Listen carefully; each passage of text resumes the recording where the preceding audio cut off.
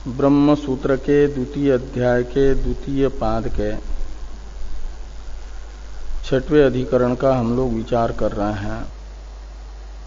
आर्हत मत में विद्यमान विसंगतियों को वेद व्यास जी इस सूत्र में, इस अधिकरण में बता रहे हैं। आर्हत प्रत्येक वस्तु का अनेकात्मकत्व मानते हैं।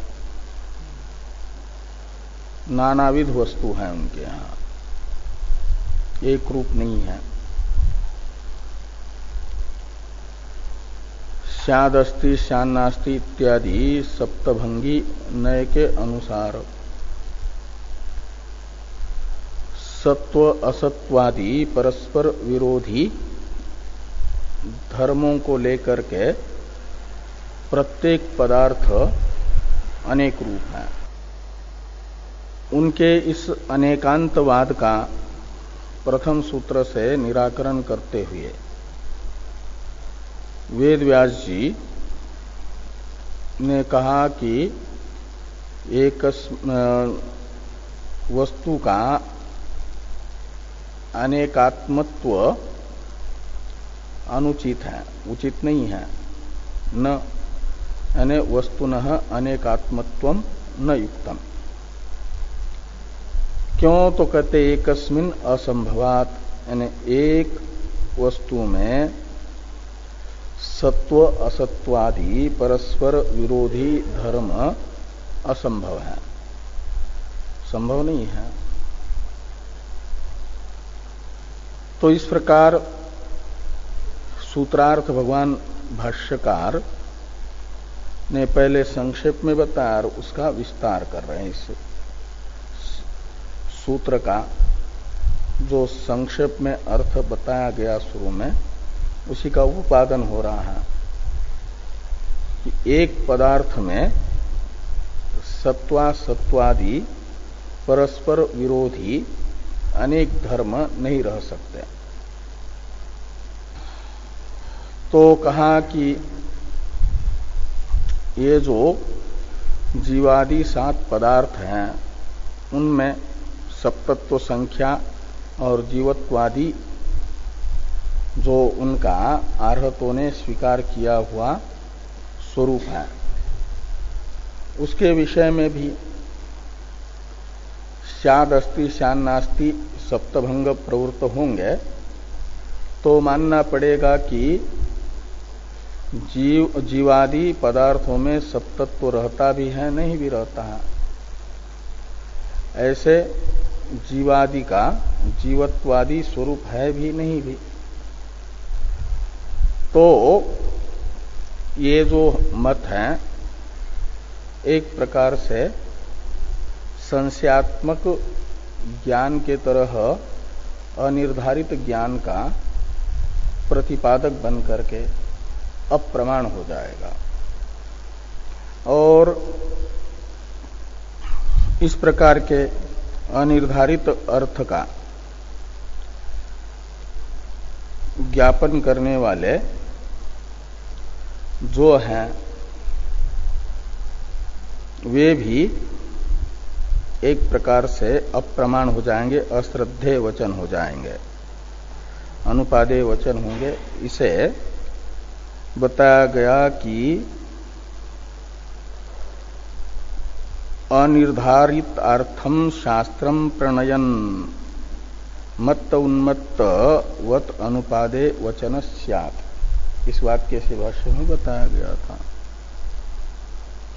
और तथा पंचानाम अस्तिकायानाम पंचत्व संख्या अस्ति वा नास्ति वा इत्यादि भाष्य में ही विकल्प करके भाष्यकार भगवान ये बता रहे हैं, जैसे जीवादि के सप्तत्व संख्या के विषय में निर्धारित यानी निर्धारण नहीं हो पाया, निश्चयात्मक ज्ञान नहीं हो पाया, ऐसे मध्यम रीति से बताए गए जो 5 पदार्थ हैं, जीव अस्तिकायादि, इनके पंचत्व संख्या में भी सप्तत्व संख्या के तरह ही अनिर्धारण रहेगा। तो इसके विषय में तथा इत्यादि से जो कहा जा रहा है, तो तथा इत्यादि भाष्य की अवतरण टीका है, इसको देखिए।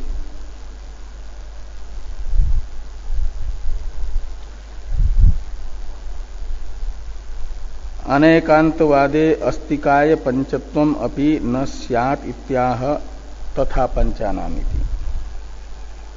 ये जो अनेकांतवाद है, प्रत्येक वस्तु का अनेक रूपत्व, इस वाद में अस्तिकाय पंचत्व भी सिद्ध नहीं होगा, यानी पदार्थ पंचत्व, पदार्थ पंचक सिद्ध नहीं हो पाएगा। कैसे? तो कहते हैं तथा पंचानाम अस्तिकायानाम पंचत्व संख्या अस्ति वा नास्ति वा इति विकल्प्यमाना स्यात् तावद् एकस्मिन् पक्षे पक्षांतरे तु न स्यात् इत्यतः न्यून संख्यात्वम अधिक संख्यात्वम वा प्राप्नुयात्। तो ये कह रहे हैं कि ये जो 5 पदार्थ माने हैं, जीव, धर्म, अधर्म और पुद्गल तथा आकाश, इनमें पंचत्व संख्या रहती है या नहीं रहती है, ये 2 विकल्प होंगे। तो इसका उत्तर जो आर्हत देंगे, तो जीव अस्तिकायादियों में पंचत्व संख्या शाद अस्ति शान नास्ति बताएंगे। तो इति विकल्प्यमाना स्यात् तावद् एकस्मिन् पक्षे, शाद अस्ति इस पक्ष में तो रहेगी पंचत्व संख्या, उसमें पंचत्व संख्या का अस्तित्व है। और पक्षांतर में यानी शान नास्ति ये जो भंग प्रवृत्त होगा, तो पक्षांतरे तु न स्यात्, तो विकल्प हो गया, तो निर्धारण तो नहीं हो पाया पंचत्व संख्या का। तो इस प्रकार की अनिर्धारित अवस्था में तो कहते हैं न्यून संख्यात्वम, जीव अस्तिकायादि में न्यून संख्यात्व यानी त्रित्व या चतुष्टव भी प्राप्त हो सकता है, और अधिक संख्यात्व हुआ, हाँ, प्राप्नुयात्। और न च येषां पदार्थानां अवक्तव्यत्वं संभवति, इसके विषय में अवतरण है टीका में। यद उक्तम अवक्तव्यत्वं तत्किम केनापि शब्देन अवाच्यत्वम उत सकृत अनेक शब्दावाच्यत्वम। जो चौथा भंग है उनके यहाँ 7 भंगों में, वो है स्याद अवक्तव्य, ये भंग। इस भंग के द्वारा बताया जाता है कि प्रत्येक वस्तु अवक्तव्य भी है। वस्तु का अस्तित्व नास्तित्व युगपत की विवक्षा करेंगे तो एक वक्ता के द्वारा युगपत स्याद अस्ति श्यान नास्ति इन 2 वाक्यों का उच्चारण संभव नहीं है। इसलिए ऐसे समय यदि कोई वादी आकर के आर्हतों को ये पूछे कि युगपत अस्तित्व नास्तित्व वस्तु का है कि नहीं, तो वे अपने अनुयायियों को शिक्षा देते हैं कि वादी के इस प्रश्न का उत्तर दो स्याद अवक्तव्य, इस चतुर्थ भंग से। तो कहते हैं आप स्याद अवक्तव्य इस वाक्य के द्वारा प्रत्येक वस्तु में जो अवक्तव्यत्व बता रहे हो, इस अवक्तव्यत्व का क्या स्वरूप है? क्या आप अवक्तव्यत्व इस पद से ये बताना चाह रहे हो कि वस्तु का किसी भी शब्द से कथन नहीं हो सकता, अवक्तव्य शब्द का ये अर्थ करना चाहते हो कि केनापि शब्देन अवाच्यत्वम अवक्तव्यत्वम, ऐसा कोई भी शब्द ऐसा है नहीं जो पदार्थ को बता सके, यही उसमें शब्द मात्र का अवाच्यत्व अवक्तव्यत्व है। ये प्रथम विकल्प होगा। क्या इसको अवक्तव्य मानना चाहते हो? उत अथवा सकृद अनेक शब्दावाच्यत्वम, सकृत यानी युगपत अनेक शब्द का अवाच्यत्व, ये वस्तु में अवक्तव्यत्व है। इनमें से यदि आर्हत प्रथम विकल्प ग्रहण करना चाहेंगे कि किसी भी शब्द से अवाच्यत्व रूप अवक्तव्यत्व हमें वस्तु का विवक्षित है, तो इसमें वदतो व्याघात नाम का दोष बताया जा रहा है। तो ये कहते हैं कि नाद्य यानी प्रथम विकल्प आर्हत स्वीकार नहीं कर सकते। क्यों? तो व्याघातात यानी वदतो व्याघात होने से। यही कहते हैं भाष्य में कि न च एषाम पदार्थानाम अवक्तव्यत्वम संभवति। यहाँ अवक्तव्यत्व यानी प्रथम अवक्तव्यत्व, केनापि शब्देन अवाच्यत्व रूप अवक्तव्यत्व इन पदार्थों का, जीवादि पदार्थों का असंभव है, संभव नहीं है। क्यों? तो जीव आदि शब्दों के द्वारा कही रहे हैं, अवक्तव्य शब्द से भी कही रहे हैं, इसलिए कहते हैं कि अवक्तव्याश्च और नोच्चेरन ये वदतो व्याघात बताया। ये कहना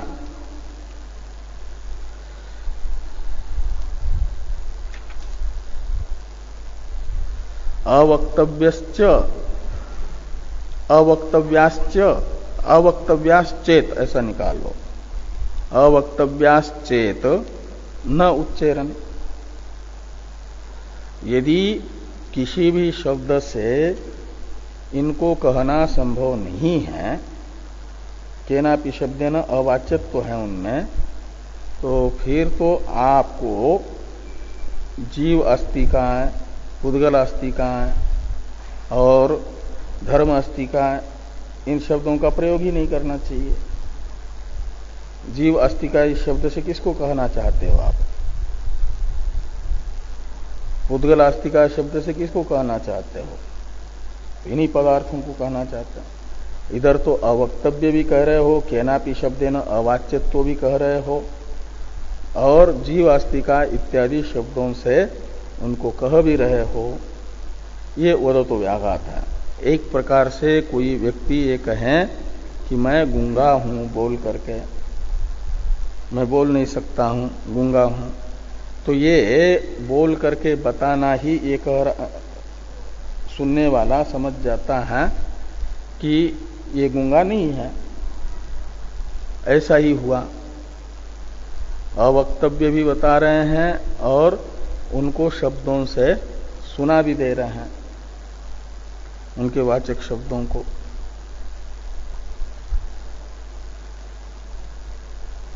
और उच्यन्ते च अवक्तव्याश्च इति विप्रतिषिद्धम।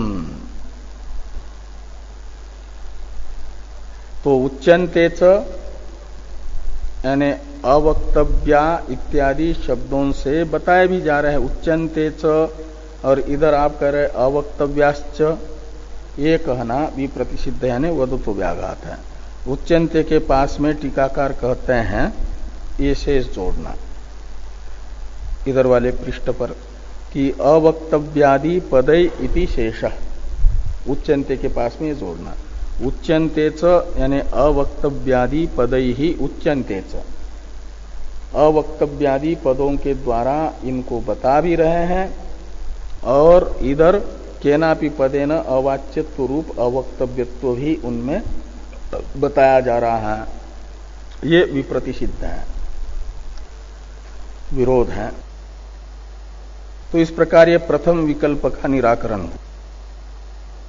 तो द्वितीय विकल्प के विषय में टीकाकार कहते हैं कि न द्वितीय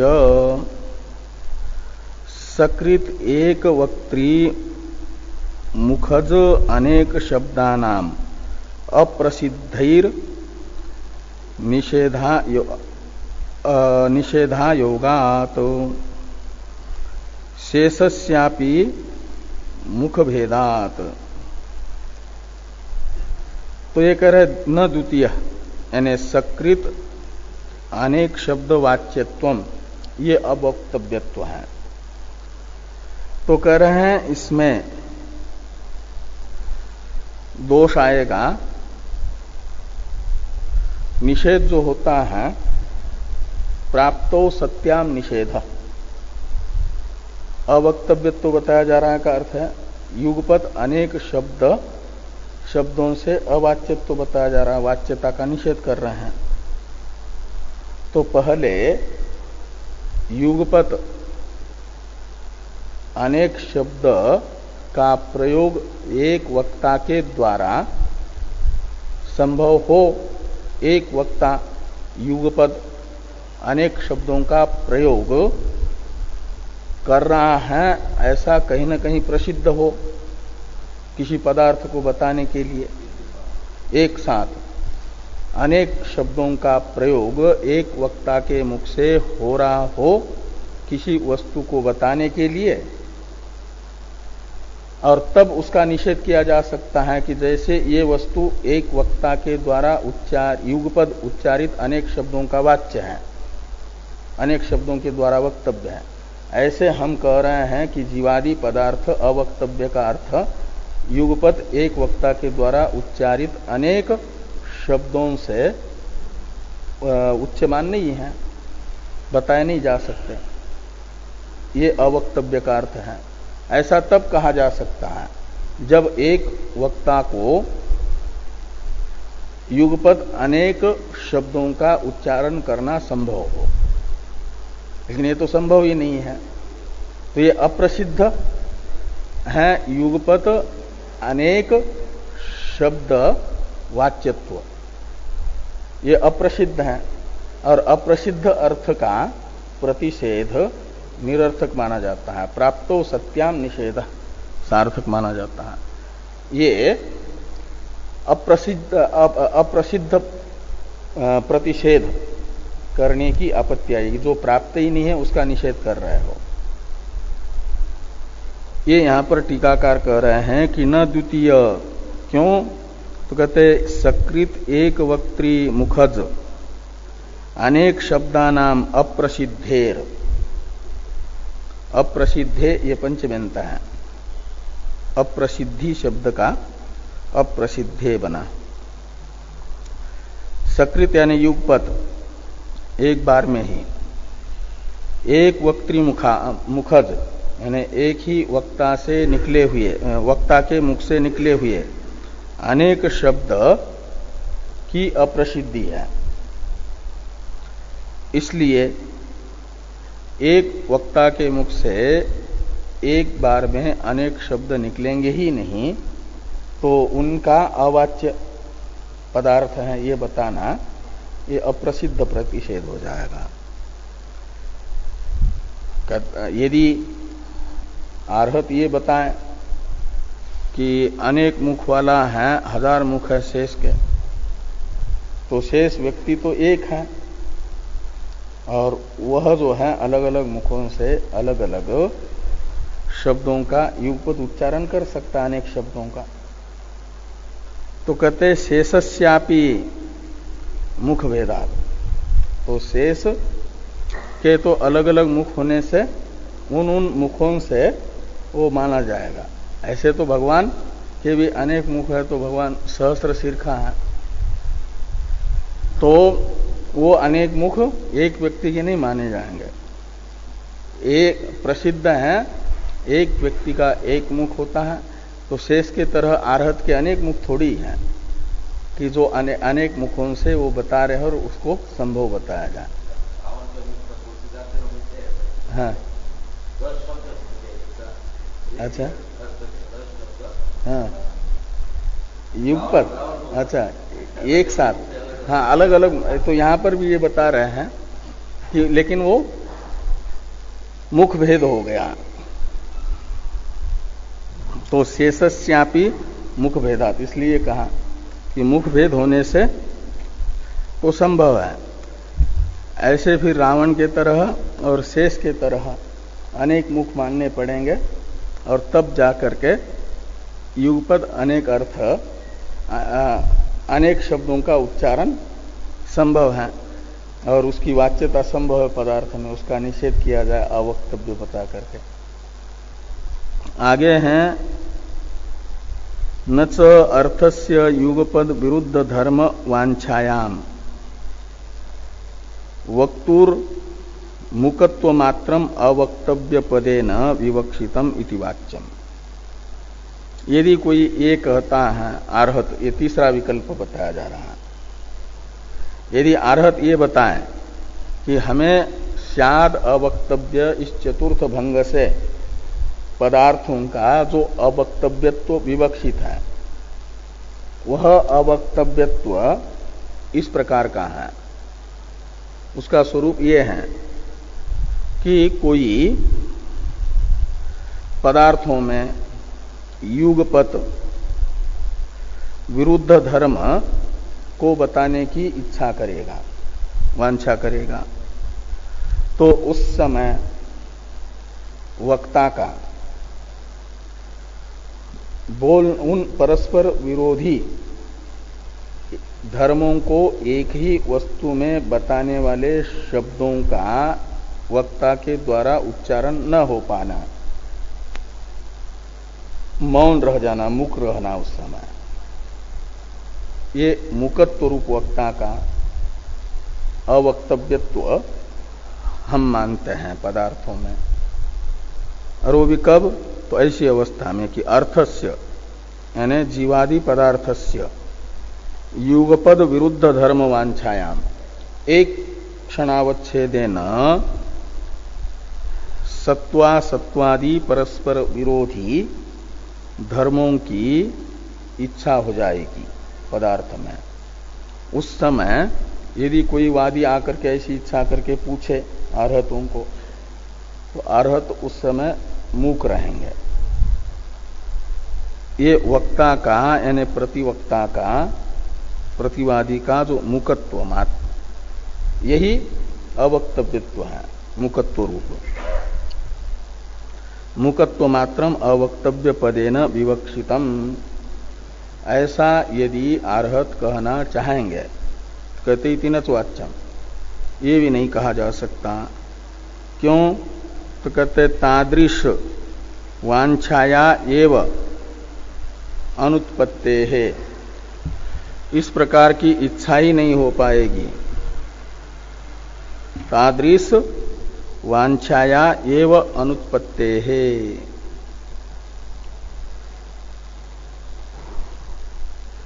वांछा है विवक्षा, विवक्षा कहते हैं बोलने की इच्छा को। तो जो बोलना संभव हो उसी की इच्छा होगी, जिसको बोलना संभव न हो, शब्द से जो बात नहीं बताई जा सकती, ऐसी बात को, अर्थ को बताने की इच्छा ही अंदर से नहीं होगी। असंभव अर्थ की इच्छा नहीं हो सकती। तो ये कह रहे हैं तादृश वांछाया एव अनुत्पत्ते है, इस प्रकार की इच्छा ही, विवक्षा ही अनुत्पन्न है। अब उच्यमानाश्च, इस वाक्य का अवतरण है किंच विरुद्ध अनेक प्रलापित्वात् अर्हन् अनाप्त इत्याह उच्यमानाश्च इत्यादिना। और ये जो अर्हण हैं, मूल प्रवर्तक आर्हत मत में अनेकांतवाद के, वे विरुद्ध अनेक विरुद्ध अर्थ के उपदेशक होने से, प्रलापक होने से, जो विरुद्ध अर्थ का प्रलाप करे, कथन करें, उसे लोक में आप्त नहीं माना जाता, प्रमाणभूत व्यक्ति नहीं माना जाता, अप्रामाणिक माना जाता है। हाँ, तो यथार्थ वक्ता नहीं होता, वो प्रमाण नहीं माना जाता उसे, उसके वचनों को।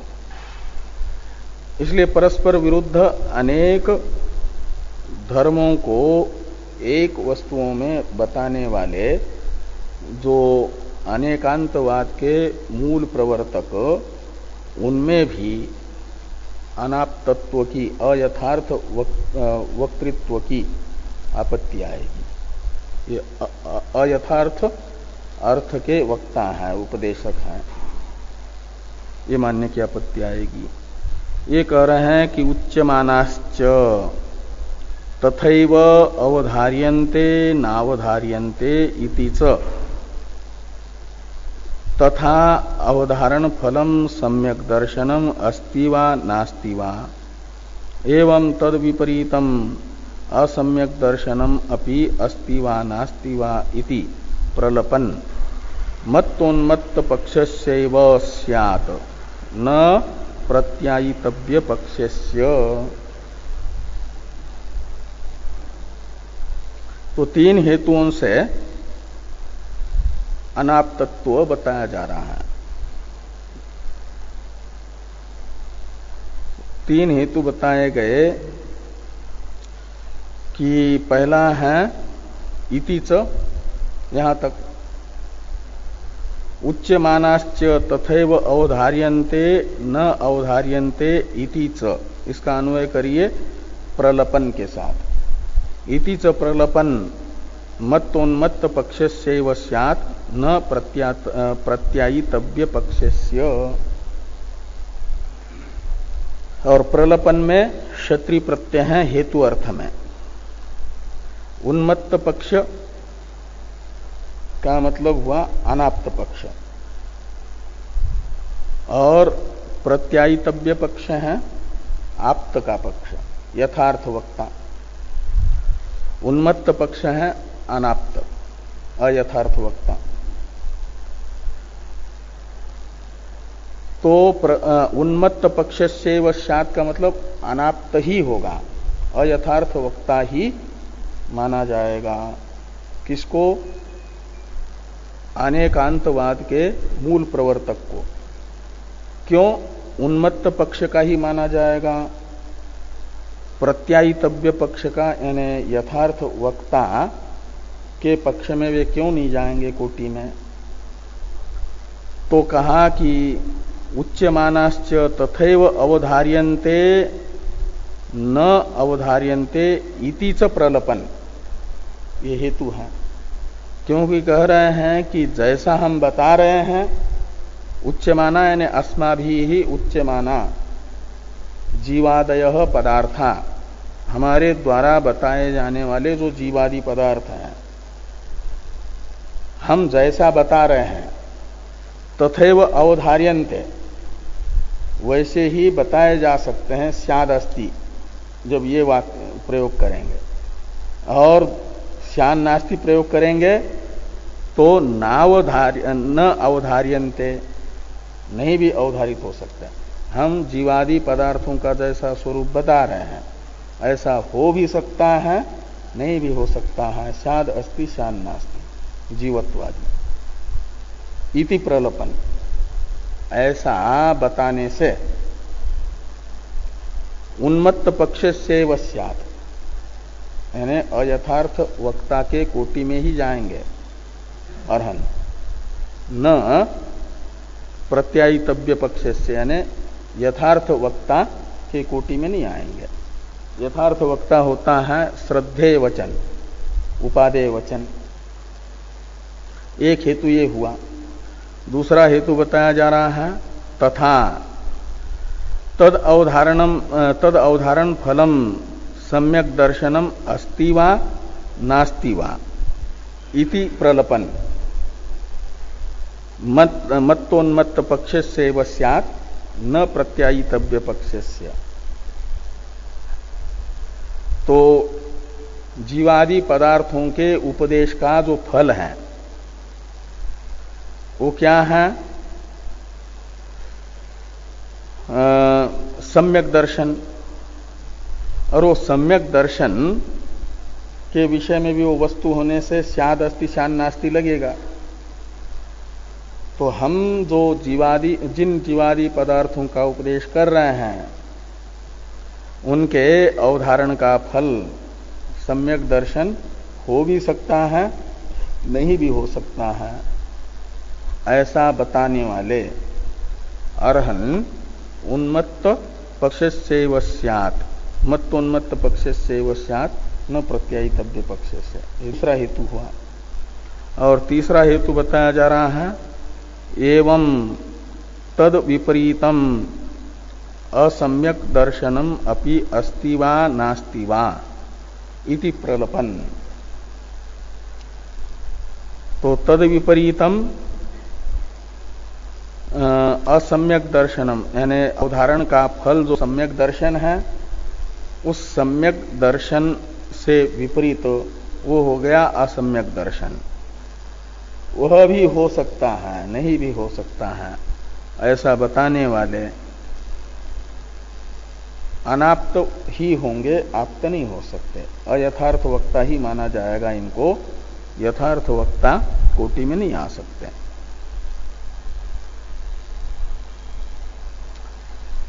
ये जो शुरू में था कि तथैव अवधार्यन्ते नावधार्यन्ते इति च, इसका अन्वय टीकाकार बता रहे हैं कि इति च प्रलपन इति अन्वय। इति च प्रलपन ये इसका अन्वय वो प्रलपन वाक्य के साथ है। और प्रलपन ये विशेषण है अर्हण का, इसलिए प्रलपन के पास में अर्हण इस प्रथमांत पद का अध्यार होगा। यानी मत्तोन्मत्त पक्ष में कौन जाएगा, पक्षांतपति कौन होगा, तो अर्हण होंगे।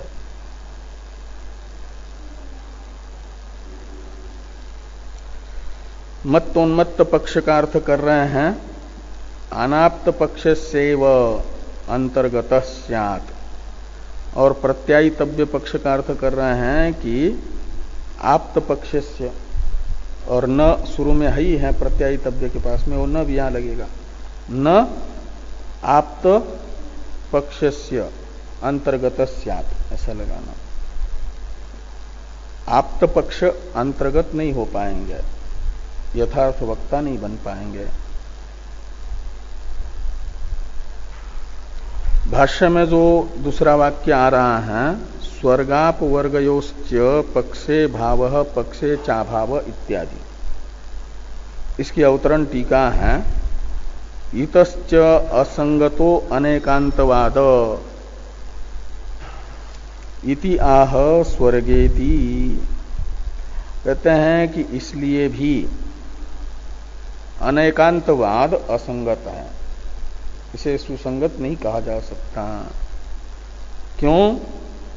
तो कहते इसलिए कि स्वर्गाप वर्गयोश्च पक्षे भावः पक्षे च अभाव, यानी स्वर्ग और अपवर्ग भी पदार्थ होने से इनमें भी स्याद अस्ति शान नास्ति लगेगा।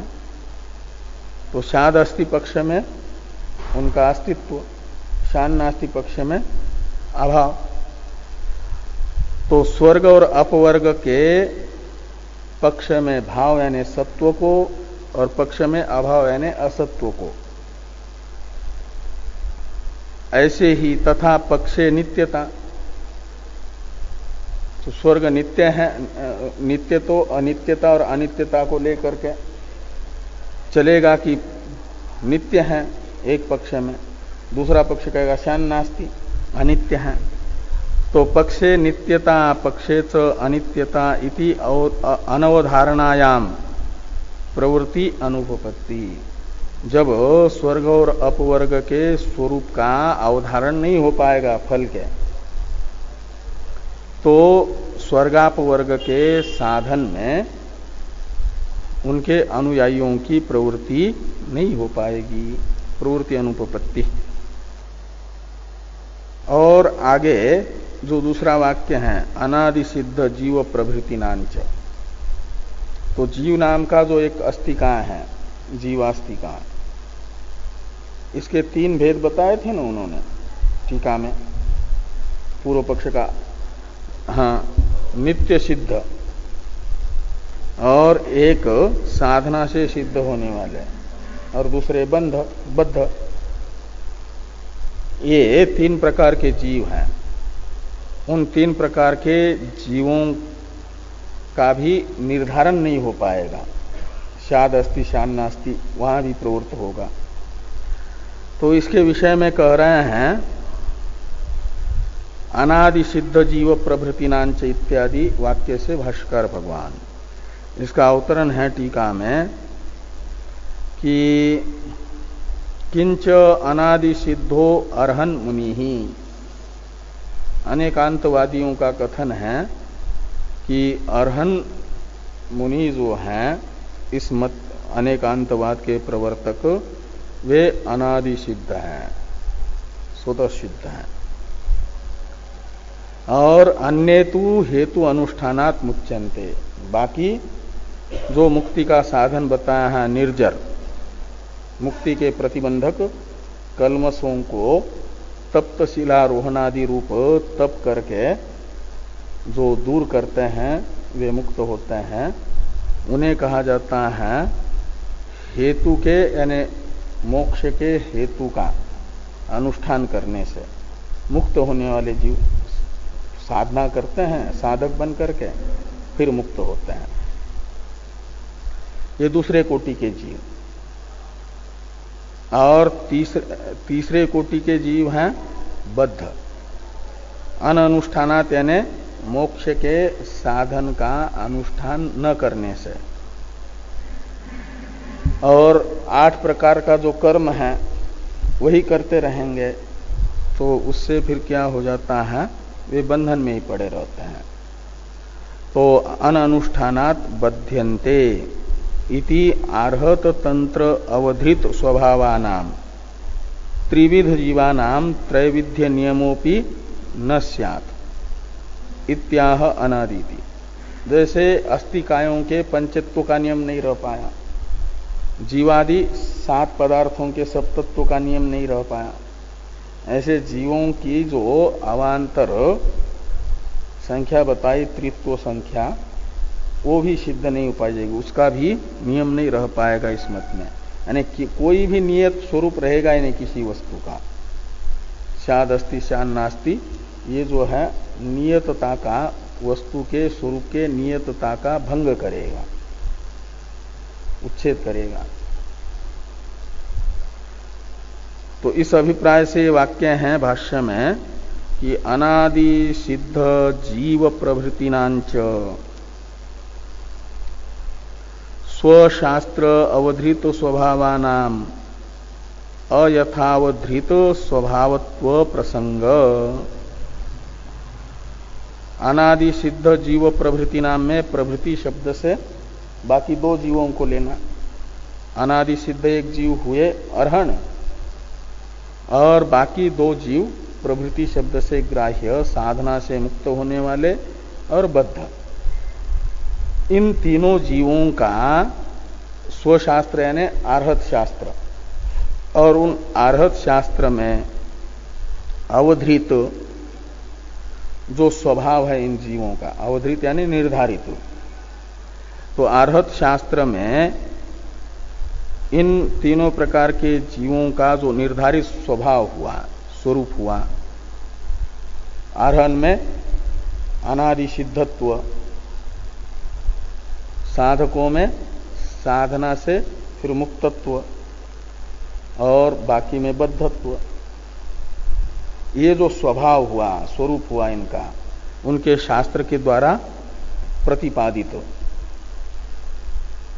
मानना पड़ेगा कि ये इनका ऐसा ही निर्धारित स्वरूप है, ये बात नहीं। अर्हन जो है, कोई कहेगा नित्य सिद्ध है, कहेंगे शाद अस्ति, दूसरा आकर के कहेंगे कि अर्हन नित्य सिद्ध नहीं है, कहते शान नास्ति। तो फिर अनादि सिद्धत्व जो है ये अर्हण का सिद्ध नहीं हो पाएगा। तो स्वशास्त्र अवधृत स्वभावानाम अयथावधृत स्वभावत्व प्रसंग ये प्राप्त हो जाएगा, ये दोष। यानी किसी भी पदार्थ का उस शास्त्र के द्वारा प्रतिपादित जो स्वरूप है ये नहीं कह पाएंगे कि ऐसा ही है। ये सप्तभंगी न्याय सबको जो है अनिश्चित स्वरूप वाला कर देगा।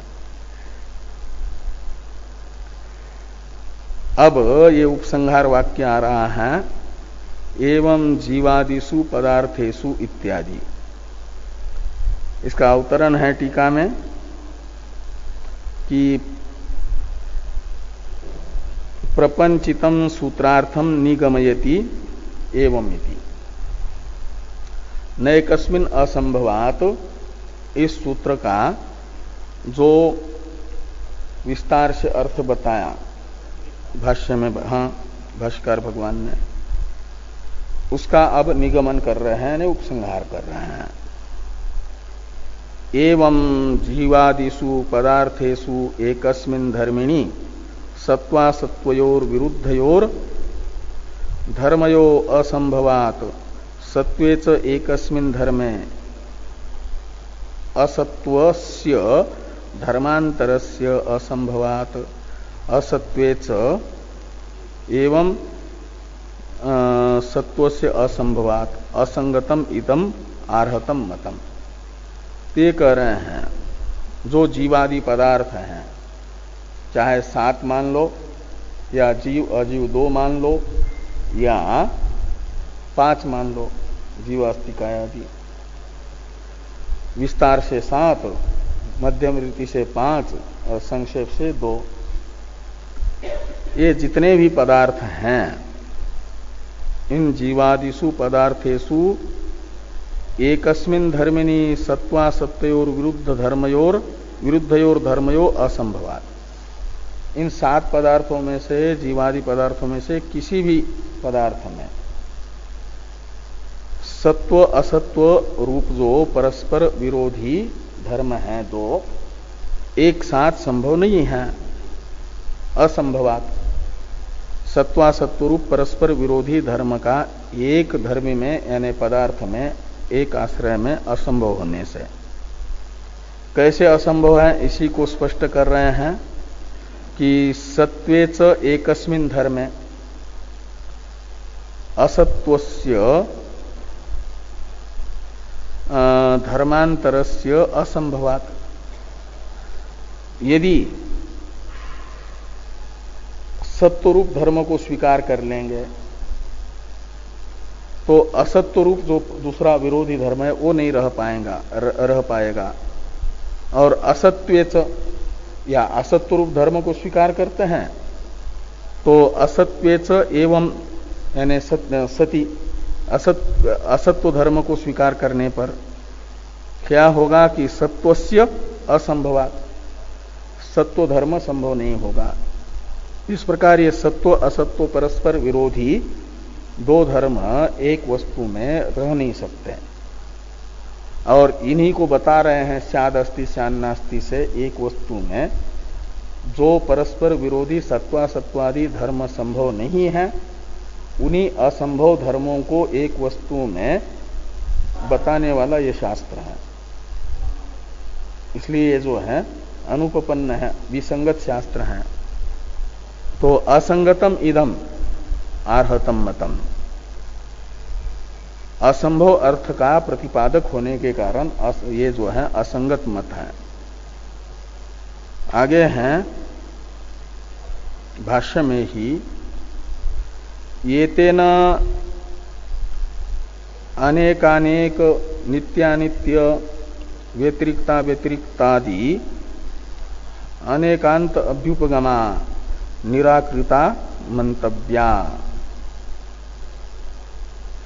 तो ये तेन शब्द का अर्थ बता रहे हैं टीकाकार, सत्वासत्वयोः एकत्र निराशेन इत्यर्थ। भाष्यस्थ ये तेन इस पद का अर्थ है कि सत्वासत्व रूप परस्पर विरोधी धर्म का एक वस्तु में प्रतिषेध होने से, नैकस्मिन् असंभवात, इसमें बताया गया कि सत्वासत्व रूप परस्पर विरोधी दो धर्म एक वस्तु में नहीं रह सकते, इनका निषेध होने से। और भाष्य में यही सब स्पष्ट कर दिया। तो एक धर्म में सत्वासत्व का निषेध एक धर्म में होने से ही एतेन का अर्थ निकलेगा, बाकी का भी निराकरण इसी प्रकार से होगा।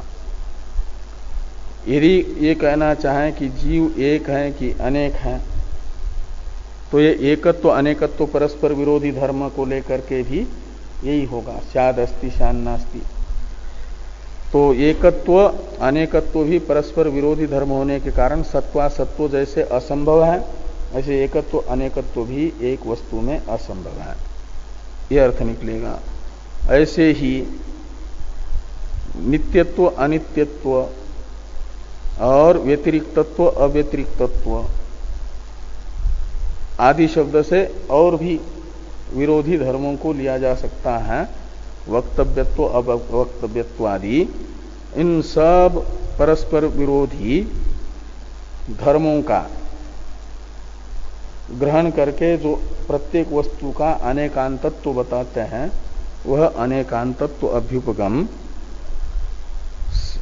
का निषेध हो गया, निराकरण हो गया, ये समझ लेना चाहिए सत्वासत्व के निषेध से ही। यत्तु इत्यादि की अवतरण टीका है। परमाणु संघाता पृथ्व्यादय इति दिगंबर सिद्धांत किम इति सूत्रकृता उपेक्षित तत्राह यत्तु इति। बीच में पूर्ण विराम का चिन्ह इति के पास में नहीं होना चाहिए। परमाणु संघाता पृथ्व्यादय इति दिगंबर सिद्धांत, जैसे अनेकांतवाद जैनों का सिद्धांत है, ऐसे ये जो पुद्गल अस्तिका है, हाँ, पृथ्व्यादि बताए थे ना चार, और स्थावर जंगम, ये जो हैं क्या हैं, तो परमाणुओं का संघात है, ऐसा जैनों का मत है, सिद्धांत है। और इस सिद्धांत का निराकरण वेद व्यास जी ने क्यों नहीं किया? सूत्रकार ने इसकी उपेक्षा क्यों कर दी? निराकरण करते तो माना जाता उपेक्षा नहीं हुई, इसका निराकरण नहीं किया तो उपेक्षा जैसे लग रही है। तो भाष्यकार भगवान कहते हैं कि यत्तु पुद्गल संज्ञकेभ्यो अनुभ्य संघाता संभवन्ति इति कल्पयन्ति तत्पूर्वेणैव अनुवाद निराकरणेन निराकृतं भवति इत्यतो न पृथक तन्निराकरणाय प्रयत्यते। पुद्गल संज्ञक परमाणुओं से उनके संघात रूप पृथ्व्यादि बन जाते हैं, ऐसी कल्पना जो दिगंबरों की है, एक प्रकार से यह परमाणुद्वय के संयोग से द्वेनुकादिक क्रम से जगत का निर्माण होता है, ये जो वैशेषिकों की कल्पना है तत्सदृश है। इसलिए परमाणु आरंभवाद के निराकरण से ही इसका निराकरण समझ लेना चाहिए दिगंबर के इस मत का। इसलिए उपेक्षा नहीं हुई, इसका पहले ही निराकरण हो गया। अनुभ्य संगाता संभवन्ति इति कल्पयन्ति यत् तत् पूर्वेणैव अनुवाद निराकरणेन निराकृतं भवति, वो अनुवाद के निराकरण से ही निराकृत हो गया। इत्यतः न पृथक तन्निराकरणाय प्रयत्यते, इसका निराकरण करने के लिए अलग से सूत्र वेद व्यास जी नहीं बनाते। बाकी की चर्चा हम लोग इस प्रकार ये प्रथम सूत्र का विचार हुआ है, द्वितीय सूत्र का विचार कल प्रारंभ करते हैं।